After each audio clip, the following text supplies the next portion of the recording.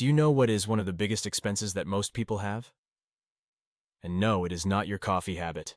Many assume their biggest money drain is something small like a daily latte, but the truth is much bigger. In this video, we will examine the biggest expense that often goes unnoticed and explain how you can save a significant amount of money, potentially thousands or even tens of thousands of dollars annually, by understanding the different factors that make up this cost. Additionally, it will provide guidance on how to effectively utilize and grow those hard-earned savings you generate by addressing this hidden expense.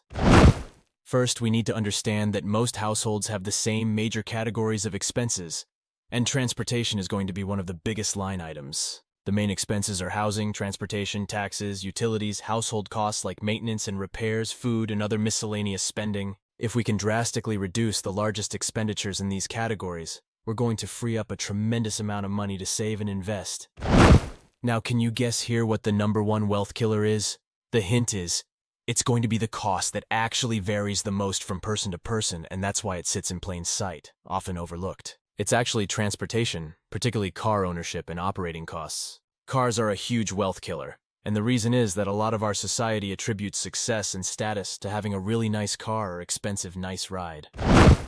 The average total cost of ownership to operate and own a car, according to AAA's latest data in 2023, is a whopping $12,182 per year. Just let that massive number sink in for a moment. That's a lot of money going towards something that is a depreciating asset rather than an investment. For many households, those car ownership costs could be their biggest expense after housing.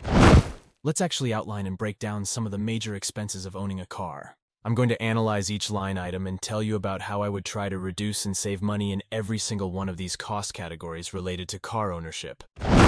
The single biggest expense line item for any car is going to be depreciation. 99% of cars, like virtually any asset besides housing, will depreciate in value over time, basically gradually losing value due to wear and tear, aging, etc. The value reduction from depreciation is one of the biggest reasons why I think investing a lot of money into a brand new car is generally a bad investment, because you are putting a huge sum into an asset that is bound to go down substantially in value. If you want to save a tremendous amount of money on this depreciation category, I would strongly suggest avoiding buying a new car from the manufacturer. Look at used car depreciation curves and you'll see the steep drop-off in value in those first couple years of ownership.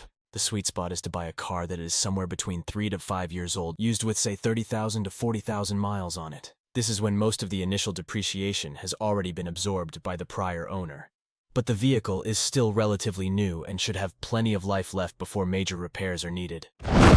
With any vehicle purchase, you're really not going to get around paying taxes and registration fees, regardless if you buy new or used. Generally, every car that you buy and own is going to incur annual taxes, registration costs, inspection fees like emissions testing, etc. If you're a family with multiple cars, one way to try to reduce this cost category is to simply reduce the number of vehicles you own down to just what is absolutely necessary for basic transportation needs. So if there are 2 to 3 people in the household but you have 4 cars, trimming it down to 2 to 3 cars could save a substantial amount annually on registration, taxes, insurance, and maintenance for that extra unnecessary vehicle. It's a luxury, but one that comes at a real cost. When it comes to the category of financing costs, these are the interest payments and fees, especially when you go and finance a car purchase instead of paying cash. Let's be honest, not many people have $30,000, $40,000, or even $50,000 in cash lying around to pay up front for a new vehicle these days. So what most people unfortunately end up doing is putting down a smaller down payment of say $5,000 to $7,000 and then financing the rest of the balance by taking out a loan and paying interest charges over 3 to 7 year terms. Interest fees today are going to be super high compared to historical norms, because interest rates across the board keep climbing and climbing. Right now, I believe even for those with good credit scores, the average interest rate on a new car loan is between 7 to 8% and climbing. And if you have poor or bad credit, well, that interest rate is going to be exponentially higher, potentially making that financing option unaffordable for many buyers. At those high double-digit interest rates, I would highly suggest avoiding financing a car purchase through a loan, or at the very least put down the largest possible down payment amount to reduce the principal and total interest paid over the life of that loan. You could end up paying thousands, if not tens of thousands, in unnecessary interest fees over the typical 3 to 5 year auto loan term. The next major line item expense people often overlook is fuel costs, the gas you need to actually operate the vehicle. This is something that people always conveniently don't really factor in properly when considering their overall monthly payment and car ownership costs. They might think to themselves, yeah, my car payment is $500 or $600 a month, but they completely ignore that gas could be costing them an extra $200 to $300 per month on top of that payment depending on their driving habits. Look at the fuel cost estimates for this example Honda Civic. Over 5 years, it's projected to be over $12,800, assuming around 15,000 miles of annual driving. That equals out to over $200 in additional fuel costs every single month that most owners won't properly budget for initially. There's not a lot you can do to circumvent the need for gas in a traditional internal combustion engine vehicle, unfortunately. A couple tips are to get a Costco or Bulk Club membership. And always fill up for slightly cheaper gas there to save maybe $5 to $10 per fill-up, which can add up over time.